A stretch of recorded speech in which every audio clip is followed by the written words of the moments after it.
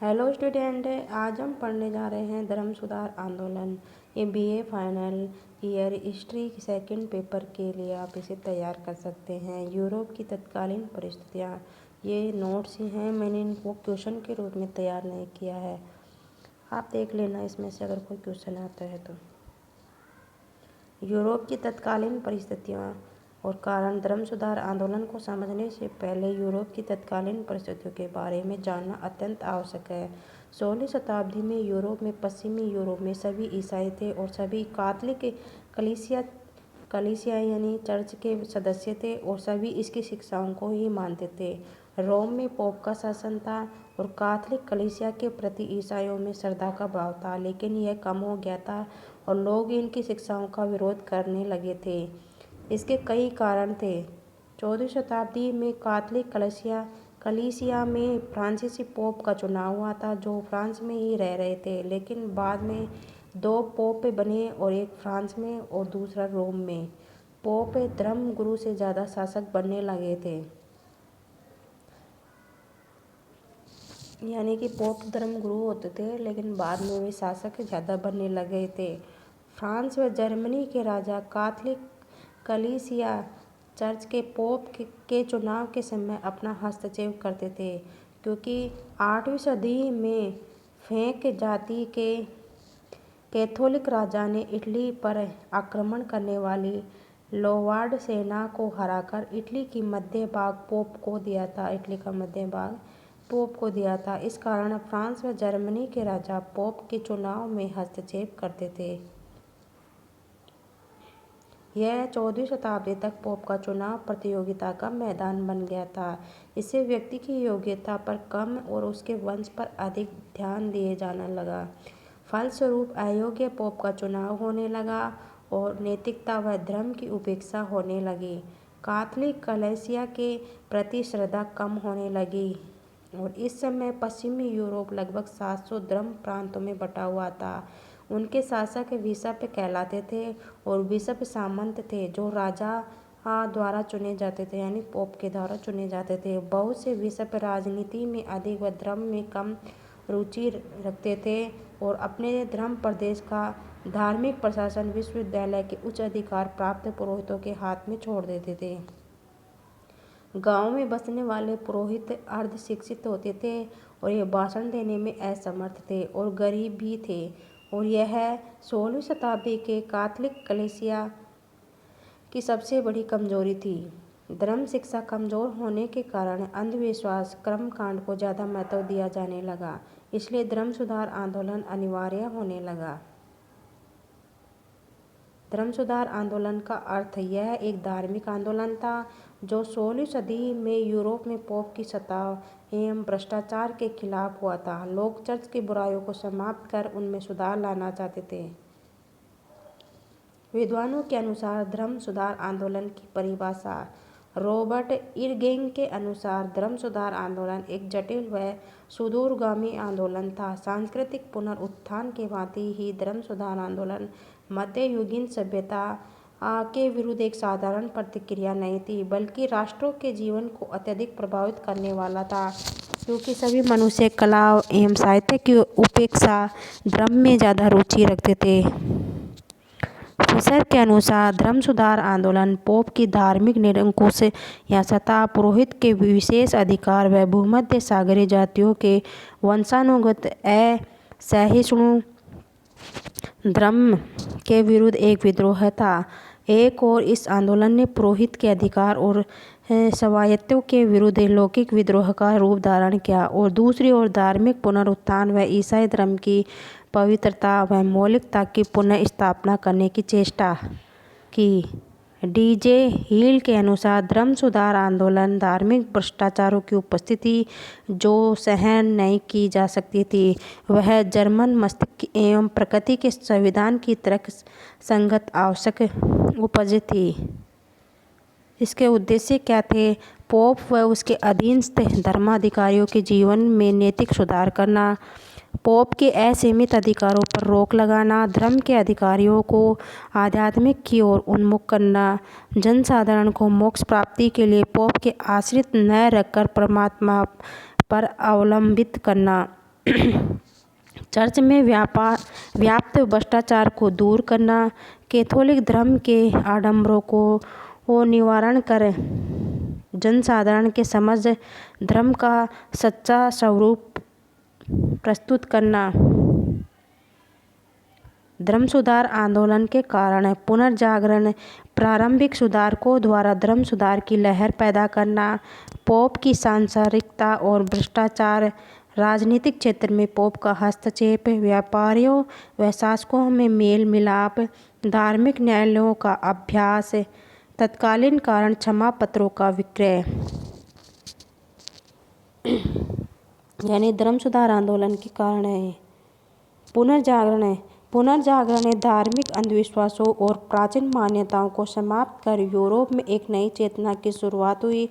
स्वतंत्र विचारों को बल मिला जिससे लोग धर्म का सही रूप समझने में सफल हुए। अंधविश्वास की जगह तर्क को प्रोत्साहन मिला और धर्म सुधारकों ने रोम के सिद्धांत व अनुशासन के बारे में सोचने व विचार की आवश्यकता महसूस हुई। वास्तव में पुनर्जागरण ने धर्म सुधार को बहुत प्रेरणा दी। प्रारंभिक सुधारकों द्वारा धर्म सुधार की लहर पोप और चर्च के गलत आचरण को सुधारने तथा ईसाई धर्म के नियमों को पुनः स्थापित करने के लिए समय समय पर अनेक सुधारकों ने प्रयत्न किए व अपना बलिदान दिया। वाल्डेंसियन और एल्बिगेनसियन ने आंदोलन किया था, लेकिन पोप द्वारा दबा दिया गया और जॉन वाइक्लिफ ने चर्च की बुराइयों का भंडाफोड़ किया था, लेकिन वह भी दबा दिया गया। ऑक्सफोर्ड ने भ्रष्ट चर्च को आर्थिक सहायता देने का विरोध किया। बोहेमिया की जॉन हंस ने एक राष्ट्रीय चर्च के सिद्धांत का प्रतिपादन किया था व पोप की आज्ञाओं का विरोध किया। 1412 में उसे विश्वविद्यालय से हटा दिया गया और सन 1414 में उसे कॉन्स्टेंस सम्मेलन में पहुंचे तो पादरियों व उनके साथियों ने बोहेमिया के जॉन हंस को जिंदा जला दिया था। मार्टिन लूथर ने यूरोप में धर्म सुधार का व्यापक आंदोलन चलाया। पोप की सांसारिकता और भ्रष्टाचार। पोप और पादरी नैतिक आचरण से हटकर भोग विलास व स्वार्थी जीवन जीते थे। वे पदों के लिए आपस में लड़ने झगड़ने लगे। पोप शादी नहीं कर सकते थे, लेकिन उनके कैथेड्रल मुख्य गिरजाघर में अधिक संख्या में भिक्षुणियाँ रहती थीं। उनकी अवैध संतानों से यूरोप में अशांति का वातावरण था। कुछ धर्म अधिकारी अशिक्षित थे, वे धर्म के गूढ़ तत्वों को नहीं जानते थे। चर्च के पास अपार संपत्ति होती थी जिसका वे दुरुपयोग करते थे। दान दक्षिणा लेने में चर्च हमेशा आगे रहते थे और पोप और चर्च की इन बुराइयों को लोग जानने लगे, जिससे असंतोष की ज्वाला सुलगने लगी। राजनीतिक क्षेत्र में पोप का हस्तक्षेप। धर्म सुधार आंदोलन का एक प्रमुख कारण पोप का राजनीतिक प्रभाव था। पोप धर्म में कम रुचि रखते थे व राजनीतिक क्षेत्र में ज़्यादा रुचि रखते थे। यूरोप के राजवंशों के शासकों का राज्याभिषेक भी पोप के द्वारा किया जाता था, उनकी स्वीकृति से होता था। पोप विभिन्न देशों में स्थित पादरियों से कर वसूल करता था। देश के गिरजाघरों के पद पर अपने ही आदमियों की नियुक्ति करता था। यूरोप के राजा भी पोप के हस्तक्षेप से परेशान थे। कई बार राजा व पोप में खुला संघर्ष होता था। राजाओं ने भी पोप के विरोधियों को सहायता देना शुरू कर दिया, जिसके कारण यह आंदोलन सफल हो सका। डीजे के अनुसार यदि प्रोटेस्टेंट आंदोलन केवल धार्मिक जिन तत्वों ने इसे विजयी बनाया था, उसके राजनीतिक उद्देश्य तथा प्रभाव और कूटनीति थे। व्यापारियों और शासकों में मेल मिलाप। व्यापारी लोग भारी खतरे उठाकर दूर देशों में जाकर धन कमाकर लाते थे, तो उनकी अधिकांश कमाई पोप व पादरियों को भेंट हो जाती थी। इस शोषण से तंग आकर व्यापारी व शासक आपस में मिल गए। शासक व्यापारियों के रक्षक बन गए और शासकों को भी यह विश्वास हो गया था कि व्यापारियों से देश की उन्नति होगी और स्वयं की सत्ता व शक्ति भी मजबूत होगी। शासक व व्यापारियों के मिलने से पोप असंतुष्ट होने लगे।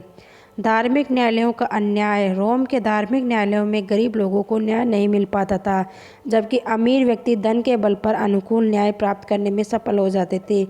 पादरी लोग अपना यजमानों और यजमानों को मनमाना धर्म सिखाते थे और अपनी इच्छा अनुसार धन वसूल करते थे। ये बातें जनसाधारण को अच्छी नहीं लगती थी। तत्कालिक कारण है क्षमा पत्रों का विक्रय। यह तत्कालीन कारण था जिसमें आंदोलन का प्रारंभ होकर ही रहा। उन दिनों में पोप को रोम के गिरजे के लिए धन की आवश्यकता थी। धन इकट्ठा करने के लिए पोप ने पाप मोचन व क्षमा पत्र जारी किए थे। इस पत्र के अनुसार कोई भी व्यक्ति जिसने कोई भी पाप किया हो वह चर्च को धन देकर अपने पापों से मुक्त हो सकता था। वह मोक्ष प्राप्ति का अधिकार बन सकता था। स्टूडेंट, आप ये देख रहे होगे बीच बीच में जो सहपाठी नोट्स आ रहे हैं, ये मेरे पहले चैनल का नाम था, ये डिलीट हो गया था, तो आप इसे नोट मत करना, बाकी नोट्स पे ध्यान देना। पादरी इन पत्रों को बेचते थे व धन इकट्ठा करते थे। इनमें से टेटजेल नामक पादरी सन 1517 में विट्रेनबुर्ग पहुंचकर पत्रों को बेच रहा था, तो मार्टिन लूथर ने उसे देख लिया और उन्होंने क्षमा पत्रों के विरुद्ध जेहाद खोल दिया। यह घटना धर्म सुधार आंदोलन की शुभारंभ रही।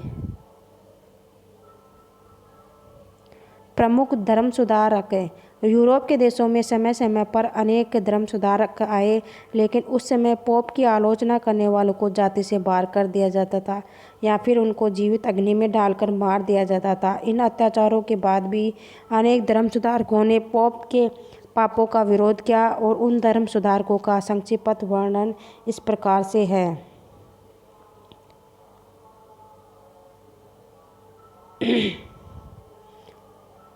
ये छोटे क्वेश्चन के रूप में आ सकते हैं। जॉन वाई क्लिफे कौन है? यह 1320 ईस्वी से 1384 ईस्वी तक था।